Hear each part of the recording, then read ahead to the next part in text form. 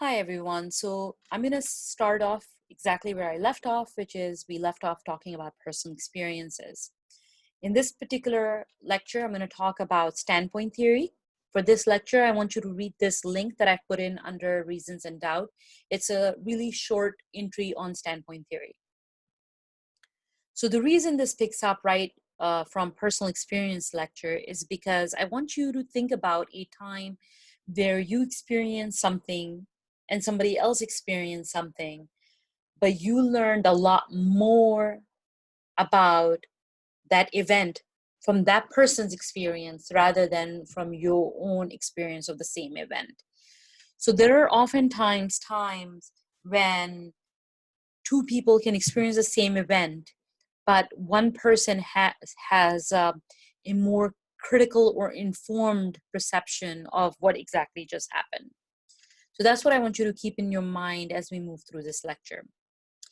So what does it mean to have a standpoint? A standpoint is a viewpoint or a perspective from which we critically view the world around us. It is, so when we talk about standpoint theory, what we're actually talking about is a framework from which we analyze the viewpoint based on our social location. So our social location could be our gender, our ethnicity, our sexual orientation, our age. All of those things inform how we see the world, how we experience the world. Obviously, a apt example um, in this particular case would be with COVID-19, people who are elderly, like my parents, or people who um, have immunosuppressed systems, people who have asthma, diabetes, heart conditions. Um, they they understand the dangers of COVID-19 in a very different and real way than people who are able-bodied and have healthy immune systems and are young. So that would be one way to look at it. Another example would be people who have financial stability. That is, their incomes are not impacted by the COVID-19 crisis. Uh, experience this social distancing very differently than people whose livelihoods have been impacted. So they've been laid off, and they don't know if they can make rent. They don't know if they can feed their family. And so somebody whose income is not impacted or whose sustenance is not impacted. So somebody could say, oh, well, my income is impacted because my stocks went down. Yes, your stocks went down, but can you still feed yourself? Yes, you can, because you had enough saved up in your savings, or you're rich and a million less on your stock fund is not impacting your ability to feed and pay rent. But then somebody else who's been laid off obviously is experiencing this crisis extremely differently, and then can tell us something more informed about this particular crisis than somebody who is financially stable, who is able-bodied, who has a healthy immune system, and who is young. So according to standpoint theory, what we know depends on where we are located within the world. Our socioeconomic status, our race, our gender, ethnicity, all of those things inform how we see the world. So standpoint theory claims that certain folks, which is the marginalized, the oppressed, so the people who are financially not doing well during this crisis, they have certain insights that arise from critical reflection about the social and economic relations in which we exist. So people who are marginalized, people who are not socioeconomically well, who are elderly, or who have immunosuppressed systems, when they reflect on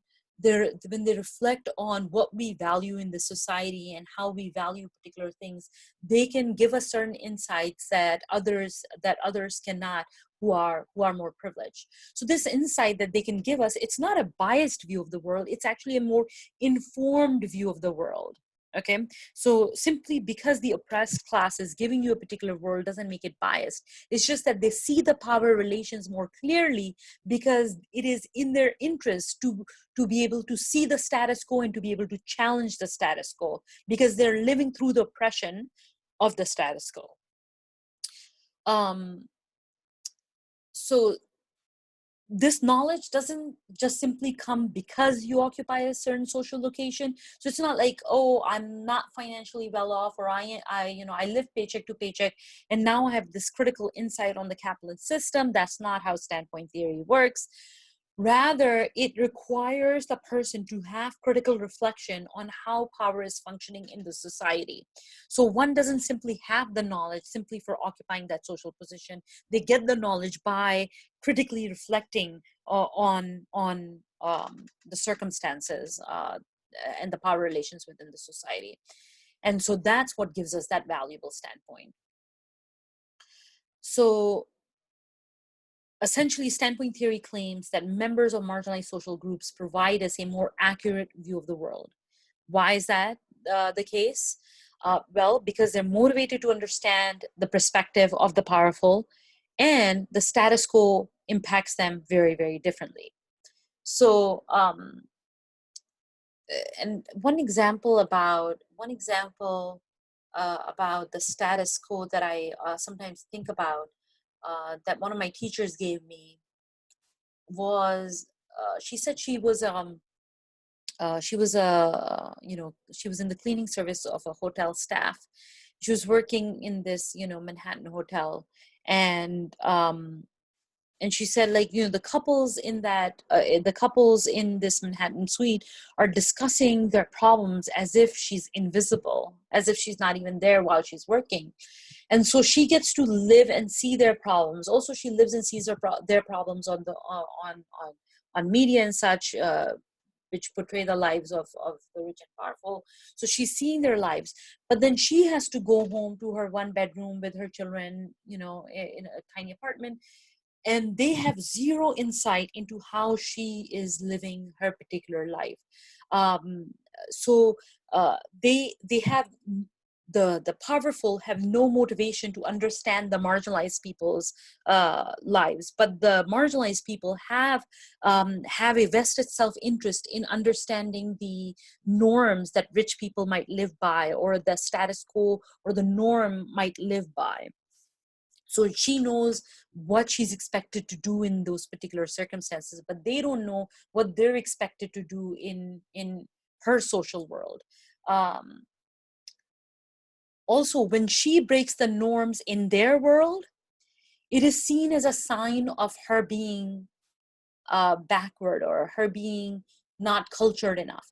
But when they break the norms of her world, when they're touring her world, when they're poverty touring or slum touring, when they see her world and they break those norms, it is seen as cute, or it's seen as funny, or a funny instance rather than a sign of their incompetence, right?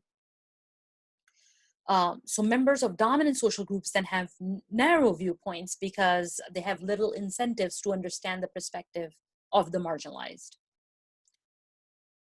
One thing to remember, a couple of things to remember. One of the important things to remember is that no social group is monolithic. So just because you are from lower socioeconomic status, or because you are a woman, or because you are any other marginalized group, because of your race or your ethnicity, doesn't mean that all Black people have a particular viewpoint, or all women have a particular viewpoint. People lead multifaceted lives, and their social identities intersect in different ways. So a rich Black person is going to have a very different lived experience than a poor Black person, or a gay Black person who's rich is going to have a very different experience than a gay Black person who's poor, and so on and so forth. You get the picture, that there are many things that intersect to make our lives the way that they are, to give us the standpoint that we have. And so the standpoint emerges when those who are marginalized become conscious of their social situation. So that's the second important part to remember, is that it's when you become socially conscious of your situation that you begin to have that critical perspective on the world.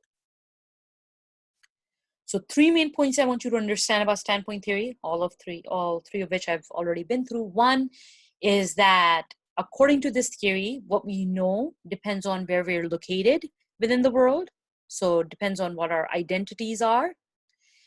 This knowledge, what we know, is gained only via critical reflection of power relations. So you just don't get it just because you have a marginalized social location. And number three, members of marginalized groups have a more accurate view of the world than members of dominant worldview. So that's it for standpoint theory that I want you to know. Read the text that goes along with this as well. And then again, ask me any questions in the discussion forum that I'm going to set up for this particular week. Okay. Thank you.